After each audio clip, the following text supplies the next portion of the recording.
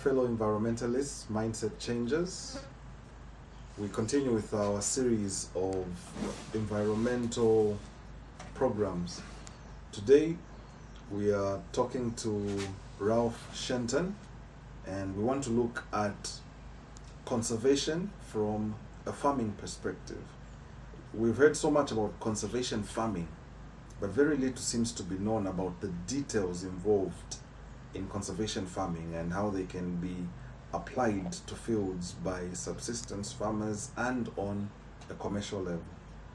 So Rolf, welcome to the interview. Thank you very much, Timothy. I'm feeling a bit shy because you make such a nice profile of me yesterday. Okay. No, but I do appreciate, and I think it's good that we share our perspective, which may be slightly different to most people. Okay. You know. All right. So we could give you the floor for a presentation of what exactly the details are. Okay. The grand scale to the farm level. Yeah, because you see, once you think about this deeply, you'll see that with Western education systems, you immediately at the age of 6 or 5, you enter school and you start specializing. You start narrowing down your knowledge base to maybe 6 or 10 subjects. By the time you finish school, probably you're down to 3. By the time you finish down university, you've become a specialist in one aspect. But we have a problem with that because you'll never know how the other parts of life fit into your speciality. Exactly. And so we think there's a fundamental fault in this thinking. So we discovered that holistic management, which actually has its roots in Zambia. There was a game ranger here called Alan Savory in the 50s, working with my dad at the time in the game department. The first game department started in 1950. Okay. And he was observing buffalo. He was observing nature. How does nature? He wondered how the buffalo never finish all those vegetation. You see. In spite of the huge appetite. And there's a huge appetite, and they're huge beasts, and they eat like, when they're in that group being pressed by lions, they eat like, crazy. And they're always fat. You never see a thin buffalo. But how come they never finish the grass? Because at the same time we were seeing, reports from all over Sahel and in fact the world that really, we should reduce the number of livestock because the livestock are too many, they're causing a desert. See, and even that belief still carries on today. And so Savory was looking at this and he was thinking, no, there must be some tricks here because these are more animals than you would have in our farms, in our ranches, and yet they don't finish the thing. So he discovered that, if you look at even traditional grazing systems or natural grazing systems, if that's a catchment, so you've got say mountains or hills here, high ground, and the river, and a couple of tributaries. And Africans used to live in big villages for various reasons, for protection mainly, but also for sharing the cattle, the livestock. And people used to share the responsibility of livestock. Fields were small, maybe in the good soil in between the river and the mountain. And in January, when it's raining a lot in this part of the world, generally the animals were pushed up in the hills. You don't want them near your fields, and you don't want them near the river, because there's too much disease and water here. So definitely the animals were. So this was explained to me by headmen in Siachitema. Southern province. Southern province, yeah, in Kalomo. January, February, March, they'd be grazing the animals as high as they could up in the high ground. April, May, June, it starts getting dry up here. The rains have stopped, so the grass is getting finished and the water, so they come down there a bit. But they're sharing the responsibility. All the animals are together. People taking in turns every week. A new team goes out from the village and looks after the animals. By July, they've harvested the fields, so August, September, they're coming through the fields. And then October, November, December, there's no grass, there's no water up here, so they're down by the river, making use of that nice fresh green grass down there. December, and the water starts coming back, and so they take the animals back here. Now, what has happened to the grass? It had 1 year to recover. It has had a long rest period. And also the disease which they left has died. You've got to wonder how people manage the environment here. If we assume that we all come from one Eve, somewhere in Africa, whether it's East Africa or Colombo Falls or maybe the Okavango Delta, you and I are related. We come from the same place. We share one great-great-great-grandmother called Eve, for argument's sake. We went north, we went out of Africa, we became Indians and Chinese and Europeans. And through evolution. And for 20,000 years we were up there eating our way through the resources, okay? And really finishing it, turning a lot of the land into desert, finishing all the big herds of wildlife. Even the trees were finished by the early 1800s. Germany started planting trees again. Sweden had no trees left. Now there's full of trees because they planted them. But some of the Wazungu came back and they found the place which they left was perfect. Okay? It was looking intact. So, big trees and big animals, that's what made everybody so excited. Yeah, come Africa, you can see herds of elephants. They've got big tusks. They got so excited that they were busy shooting, 50 buffalo in a day, and the locals were saying, but how do you shoot so many animals? You can only eat how much? Can you eat all those animals? No, this is sport hunting, old boy. Like, what? What is sport hunting? How do you have a sport of killing an animal which is supposed to be eaten? Exactly. So there was this kind of disruption of malamulo, or traditional management, which had kept the place very well. Obviously, if there was a lot of trees, a lot of plants, a lot of big animals, rivers were clean and flowing, there must have been good management. It doesn't happen just by chance. And so I think we need to become very interested as to how the traditional people were keeping all these cattle without dipping. And there's the answer. They just followed the same buffalo patterns of grazing, migrating. Serengeti is one big circle. 3 million animals moving around in a big circle. They never recycle disease. They're always moving away from the ticks, from the worms, from the parasites. They're always leaving the grass behind with full of manure and nice cups for the rain to sit in from the hoofs, and they leave it to rest, and they come back after 1 year, they find it's, So this pattern is very, very important. It's critical. Because as we've gone on, we've kind of abandoned this common sense.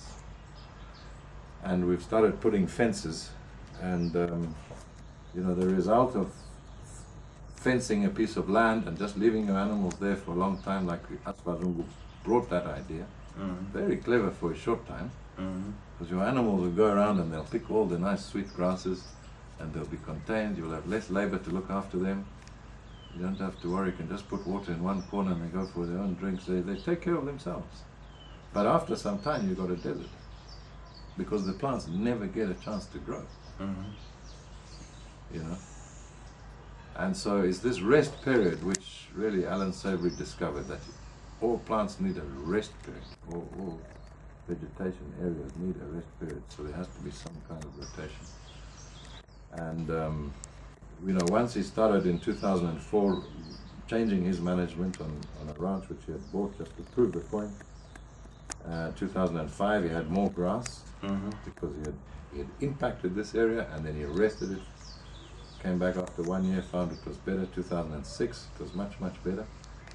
And by 2013, and the recovery was so good that now the water was entering, even despite very low rainfall in southern Zimbabwe, where this ranch is. He's getting all the water in the ground, so even that little rainfall is enough to make the rivers flow the whole year round, to make the trees stay green. This is all 1st of October. So we got excited that, wow, if we could really look at this, where does he get his lessons from? From Mother Nature. So we start observing what's happening in there. How does God farm? Really, that's the question. Because we always think that we're so clever than God. And we want to kill every every plant which is not ours with herbicide, Mm. and we find every pest a menace, a pest. Mm. Every insect must be an enemy of my crops. So we spray like this and we kill everything. But we are killing the very system which keeps us alive.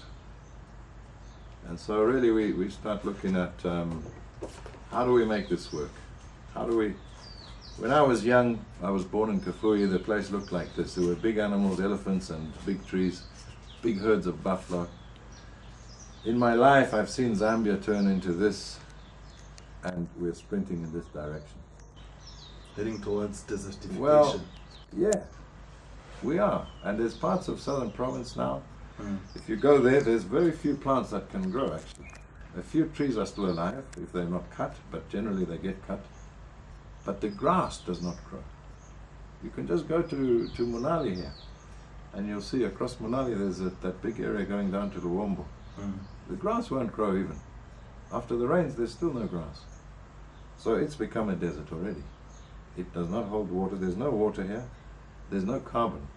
And they tell us that carbon is a problem. If there's no water here, the water must be in the air. And if there's no carbon making up all plants and animals, mostly we are made of carbon, trees and animals.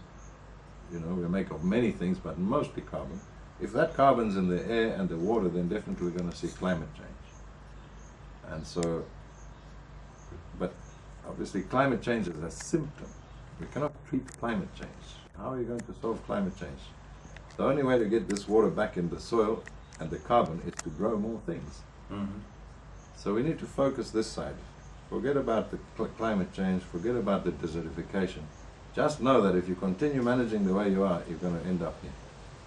So what do we do to make sure it moves in the right direction so that our kids and our increasing population, who wants more and more resources, look at our wives, they're always busy shopping now, there's more and more things we need. See, so we need more resources. So we definitely need to manage in this direction so that we have enough resources, enough water. Mm. We don't have enough water anymore. Mm. Zambia's run out of electricity. Farmers have had droughts when there's been normal rainfall, but it's not enough. Mm. So we need more.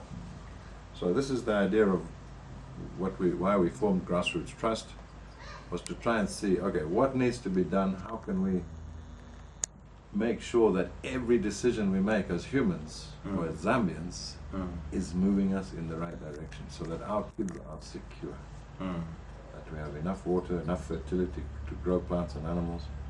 Definitely the price of fertilizer has gone up, and you don't want to be on fertilizer for the next 10 years. Great. It's going to get more and more and more expensive. And you know, obviously if you understand what I'm saying, then you don't want to use any herbicide here because you want more plants.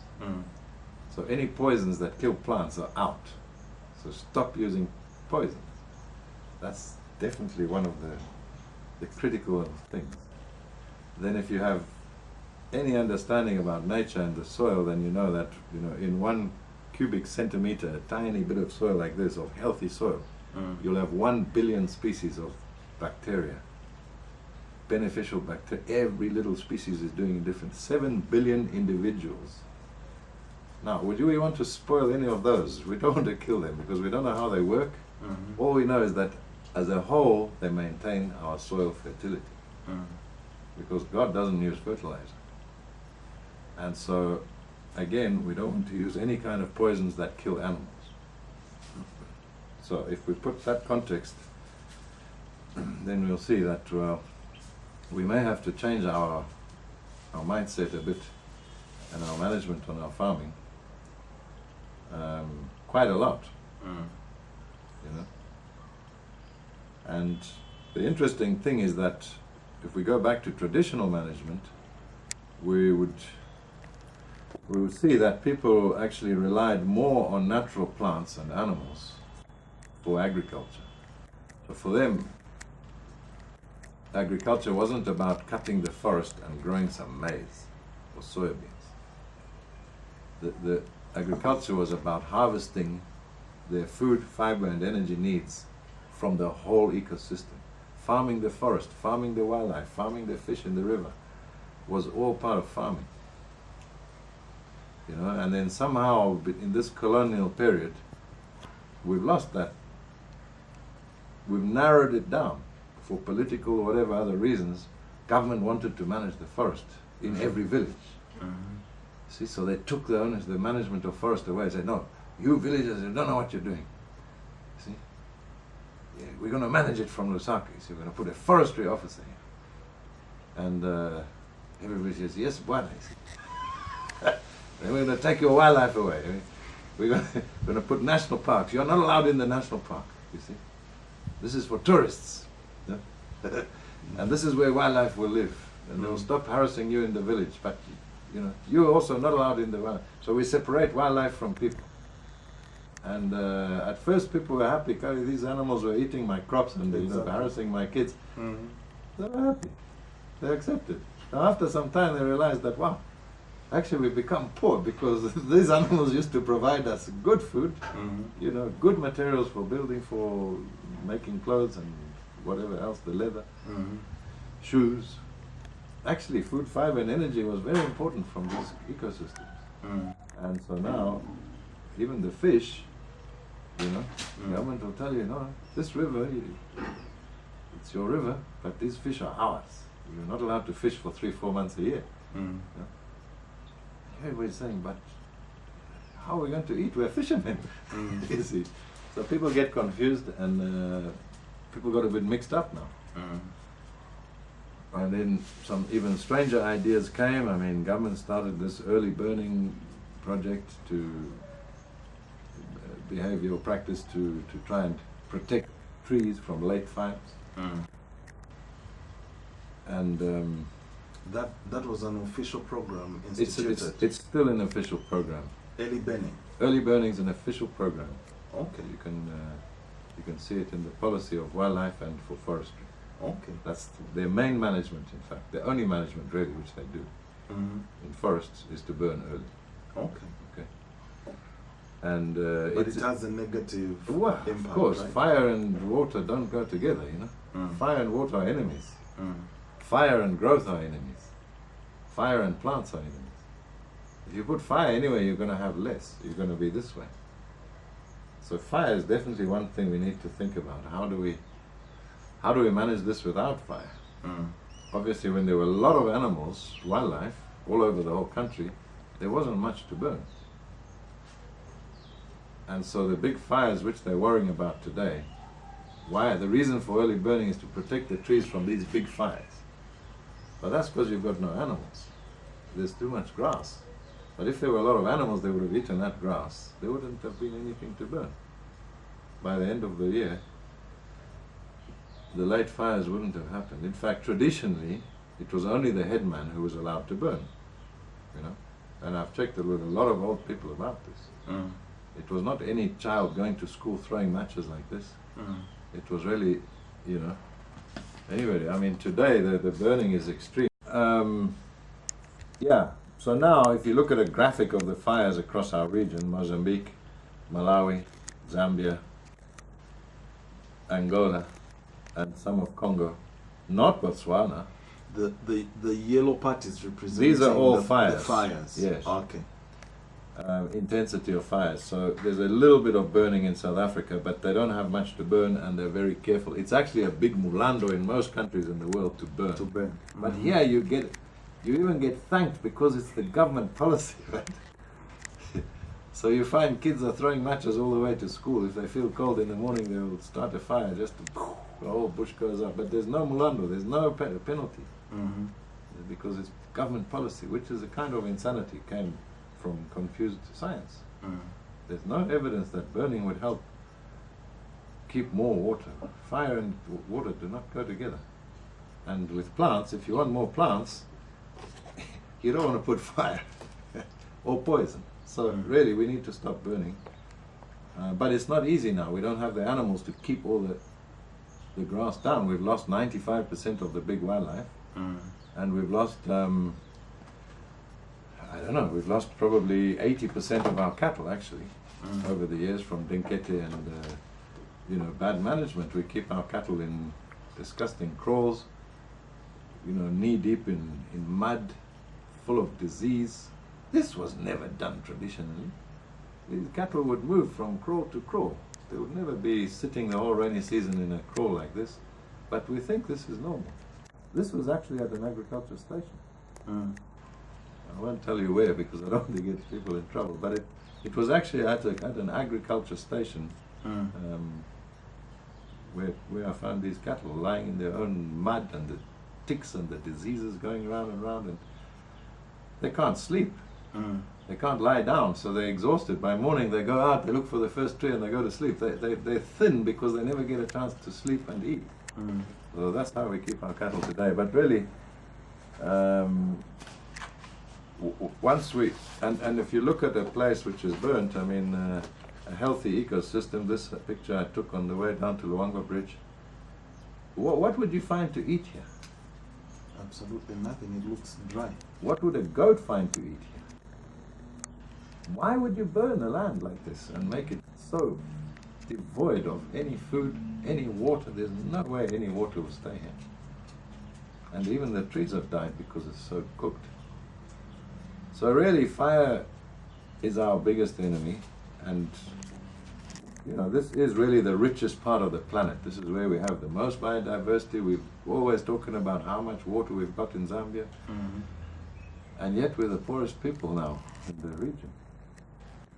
And I think it's mainly because of our fire management. Mozambicans and Malawians and Angolans and Zambians are poor, because we burn most of our resources. You don't find mushrooms growing in here. There's 25, 30 different edible species of mushrooms which people relied on as part of their forest management in traditional economy. Today you don't find any mushrooms because really there's very few growing there. You need a bunch of leaves you need some moisture where mushrooms can grow. They won't grow here. There's no fruits.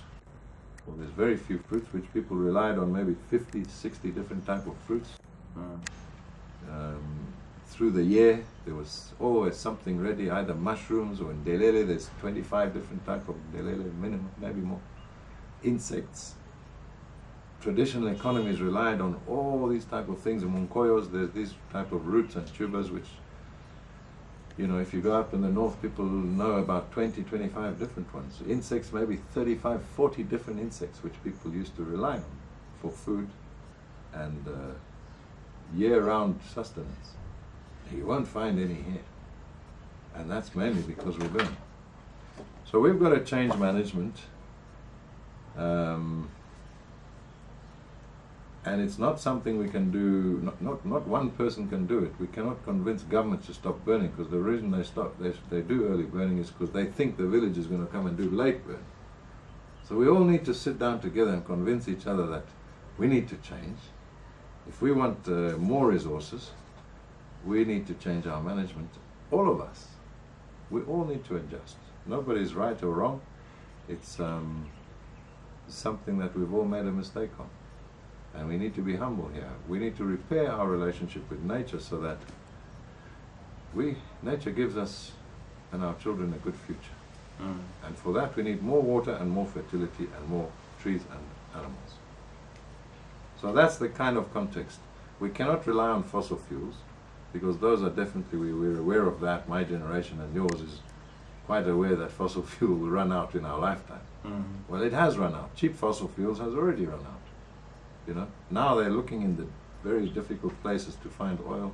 They're doing fracking. It's causing havoc in America and other countries which have allowed fracking. It's really destroying the environment to get this oil. So it's no longer cheap oil.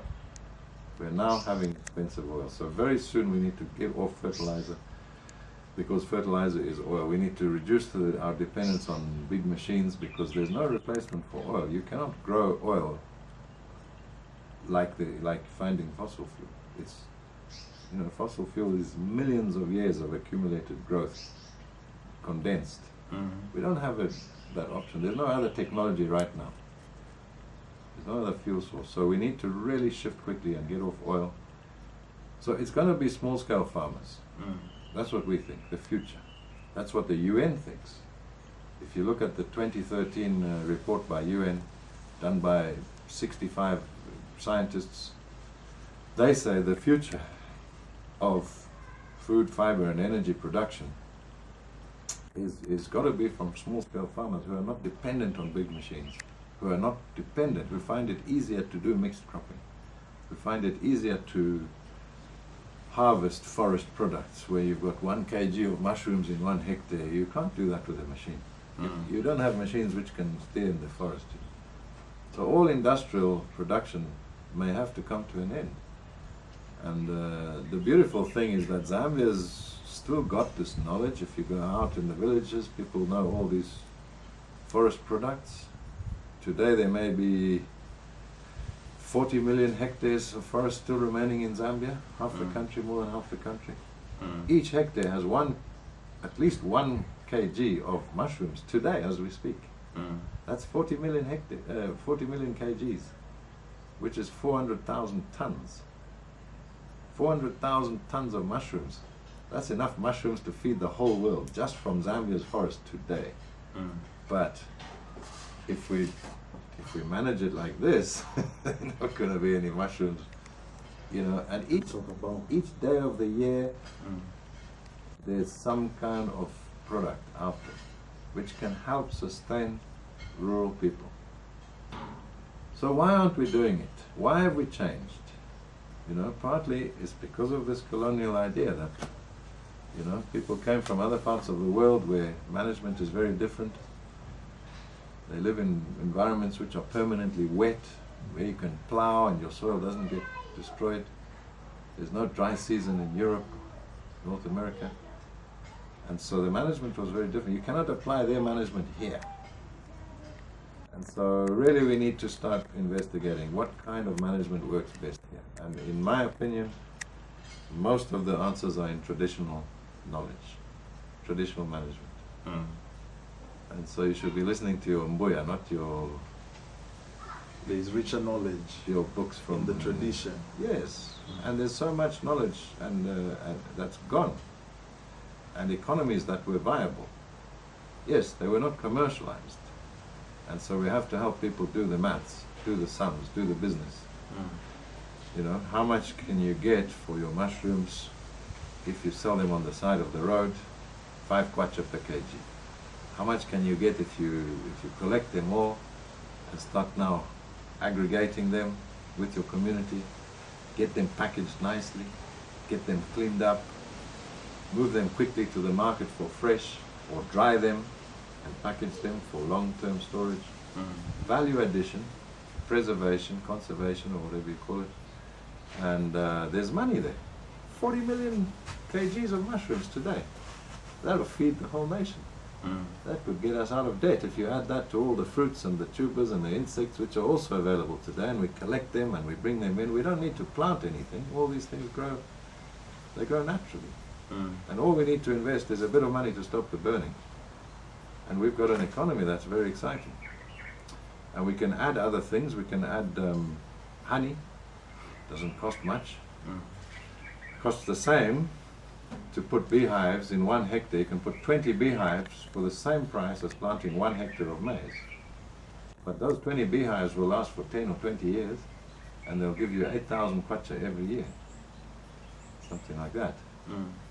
So you can make use of that high story for your bees. You can start collecting all the forest products from your next levels, and then you've still got the grass. And most of our grass goes up in smoke every year, as can be seen. Now if we turn this grass into food for animals, we've got another economy. So we've got 3 economies in the same forest. It's got to be better than cutting the forest and growing maize, which you know, generally doesn't grow very well. I mean, people don't make any money off maize. There's average farmer's maize looks like that. It's more like onions. 3 weeks of drought and it's made a loss. There are ways of, you know, improving the management. If we follow the grandmother's common sense again, we put some mixed cropping. We've got maize, we've got pumpkins, we've got beans, we've got some pigeon peas and goliolio, or what you call nyamundoro in Eastern. And we've got some soya beans or cowpeas or groundnuts in the middle here. And we've got some more pigeon peas and then some more maize again. Just 3 lines, and we rotate this and we maintain all this cover to feed the soil, to protect the water. Then we can start now improving production and start making more money, more profit, because you'll be reducing your inputs. You'll be reducing fertilizer. You'll be reducing. There's no fertilizer or chemicals used here. No herbicides. You can't use herbicides in a mixed field. There's no selective herbicide which can work here. So we don't use herbicide, but we also don't have pests because there's some trees. There's some mixed up. There's a lot of predators. There's a lot of natural processes taking place. So generally the pests don't get out of control. Just as they don't get out of control in the bush. God doesn't have any problem with tuta in his tomatoes or fall armyworm in the grasses. No, they don't. They just come to your field because that's where you have messed up the management. So there are ways of improving it, but I am really excited about just looking at the traditional economy and doing some honey, doing some forest products, making use of all the grass instead of burning it, do more livestock and wildlife and feed animals, and the profit is really high. Your costs are very, very low, and under good management. If you're using a high input system, this is the average for a farmer in Zambia, spending about 5,000 kwacha, only getting 40 bags average, losing 2,000 kwacha. These figures we're using, that's per hectare. This is per hectare. This is from 1 hectare, comparing 1 hectare of forest management with a bit of honey and livestock, comparing it with the normal FISIP system, high input system, which we've adopted from the West, and they're very happy because we're buying all their inputs. They're still making money, but no farmers are making money. The farmers are losing money. So the suppliers of tractors, the suppliers of chemicals and fertilizers, they're still getting rich, but we're getting poor. And we're subsidizing all our farmers more and more, and they're all getting broke, and they're moving to town because they can't make any money. Now most of them are busy selling talk time on the corner, or selling brooms at the lights. These are our farmers. So we can help them improve. Once we mix up the crops and we start using manure instead of fertilizer, and we start employing more people to do weeding instead of using chemicals, we can harvest 5 crops from the same field, and we start getting at least a reasonable profit. 8,000 kwacha, 10,000 kwacha is not very difficult. So this combined with this, to me, seems the future. Okay. And then we need to discuss the management of the whole catchment, because even if you're just doing this, the fire is still an issue. If you're looking for mushrooms, the fire is still an issue. If you're looking for grass and your cattle have overgrazed everything and there's no grass left, then you definitely need a plan for your whole community where to manage your livestock. If you've got wildlife, then definitely you need to look at all that, because those are adapted animals. You never see a thin buffalo. It's much easier to manage wildlife than cattle, than livestock. They don't cost anything. And they're fully adapted. They can survive the worst drought. So if you've got wildlife, hold on to it, make money. There's tourism, there's nyama, bushmeat, there's all sorts of things. And I think we need to redefine agriculture away from this very simple formula, which government has supported for 50 years, and which is a complete disaster, and has been from day one. But we don't ask the questions. We don't ask whether there's any future here. We just keep on doing it, expecting a different result. But that's a form of insanity. If you keep on doing the same thing and then you expect a different result, that's not clever. We need to think. So that's really what it is, and I think it's quite easy. If we use our indigenous knowledge, we sit down and we discuss really with some hard decisions to be made. Let's be very clear. You know, what kind of management is going to move us this way? So every decision needs to be questioned. Is it moving this way or not? Is it empowering people or not? Is it going to make more profit or not? More resources or not? If it's not, then abandon it. Don't keep doing it hoping that things will change. You know, it's not going to change. So if we look at the situation as you're explaining it right now, what action should we take? What action should we take? How do we get to the local farmers and say we need to change this now and move in this direction? Well, there's some of us, including some big people, thinkers of this country. My friend, or my elder brother, Akashambatwa Lewanika, whose grandfather sort of negotiated with the first Europeans in the early 1900s, whose father did a lot of the negotiation for independence of this country, who Aka himself was very involved in bringing back democracy and the big multi-party movement, leading the multi-party movement in 1991. People like him and a number of other elders, you know, are really looking at how do we get, is it enough just to change political parties? You know, we're stuck in this system, but we've had several political parties running this country. We've had so many ministers. We've had very clever people, but we still seem to be sprinting in the wrong direction with consistency, which is unbelievable, right? So we think we need to sit down and really look at the issues much more deeply. How did our grandparents manage this? What effects has colonialism had on our mindsets? How do we remove that negative feeling? Why is an apple and an orange more superior than imfungu and katate and sope? And the mango. And a mango should be, you know... it should be above those other fruits. Well, of course, but if you look, why do we sell American drinks at every little station around the country? You know? Why don't we have a traditional Why don't we brew? have something of our own which we can sell? Why don't we develop our own stuff and enjoy our own fruits and foods and, you know? We've somehow put everything local as Down inferior and everything imported as superior. You know? Even our ladies are not happy with their hair, they're busy, you know, modifying even their skin, you see? Exactly. I'm telling you, this skin doesn't work in the sun. People, be happy with your skin. This skin here, I walk in the sun, I need to wear some sunscreen. Sunscreen or I'll sweat because you know, this is no good for the sun. Be happy. You know, and I think that's what we need to do. Sit down as a nation, forget about the politics. We're busy killing each other, but we're still sprinting in the wrong direction. Exactly. And the new solutions or the same old solutions dug up and thrown out again.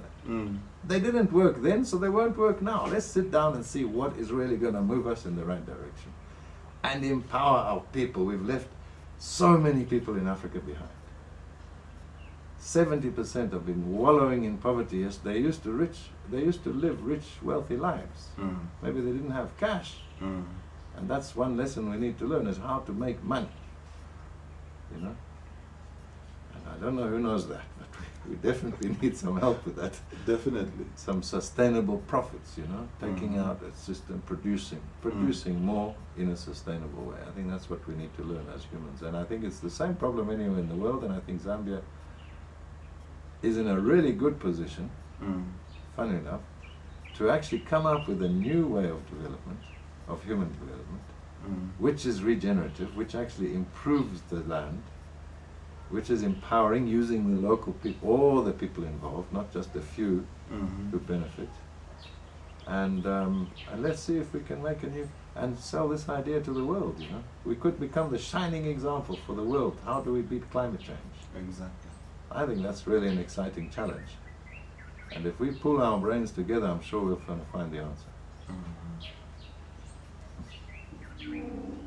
So, Ralph, you're giving advice to us as Zambians on what you feel the way forward is in terms of the holistic management systems we should use to manage our resources, and also what we should do to embrace conservation farming.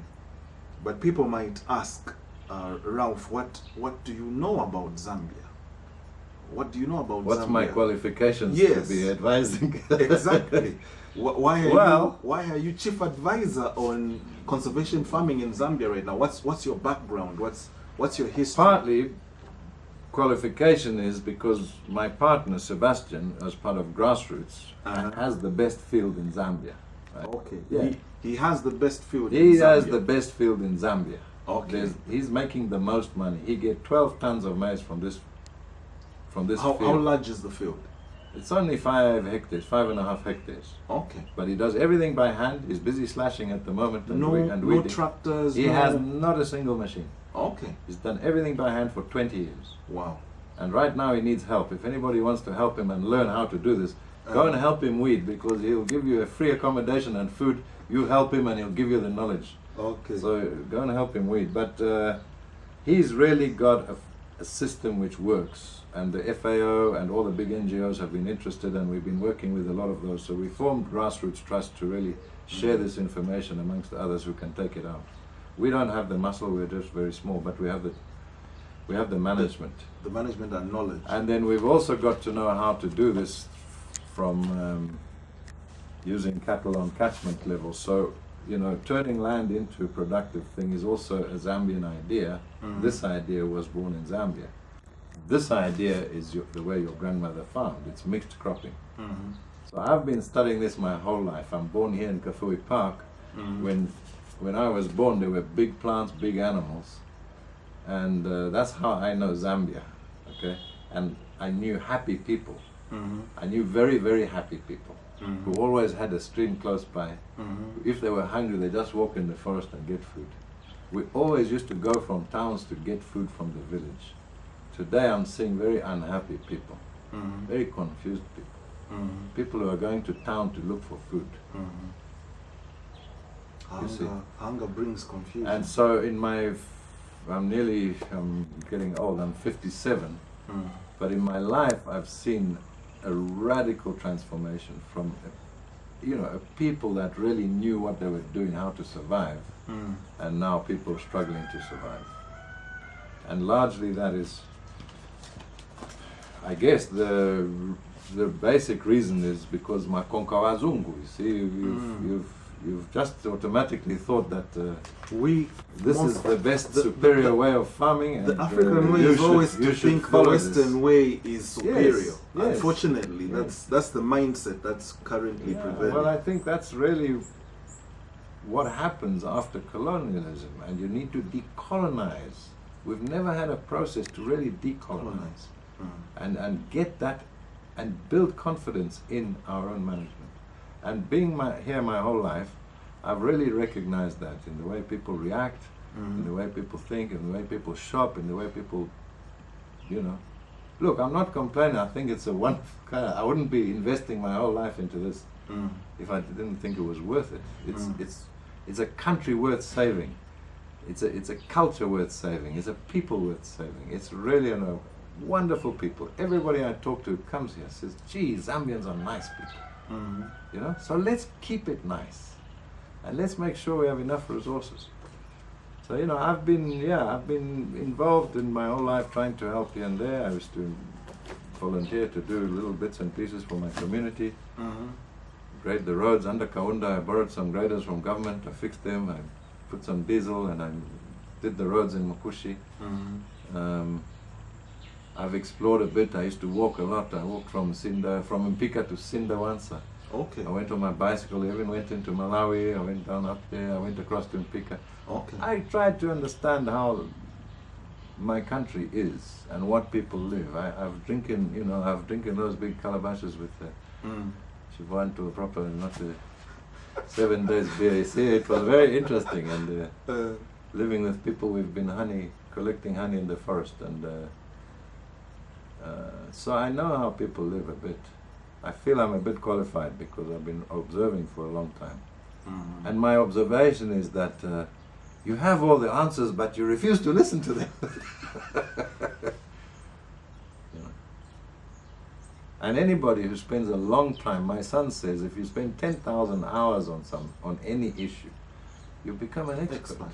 You don't need a degree. I don't have a degree. I've got grade 12, so I don't have that long, you know, degrees. But I don't think you need them. I think anybody just has common sense. If you understand something long enough and you see what has happened. How does my field turn from a drought-prone, very expensive field to a very profitable, no drought, no pests, you know.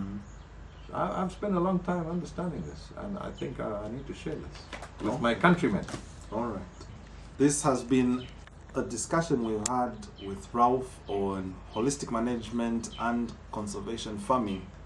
It's something that we need to think about and consider as Zambians. As Rolf mentioned, we do have a mindset problem, and there is need for us as Zambians to try and change this mindset problem. We have too much respect, too much reverence, too much worship almost of anything foreign. We are abandoning all the good things that come from our culture and our tradition. We are abandoning every good thing in terms of farming methods, the diet styles from our cultures and traditions. The question is why? Why is everything from outside Zambia and foreign so good? Why is almost everything that belongs to us from our own culture not good enough? It's a question we all need to answer.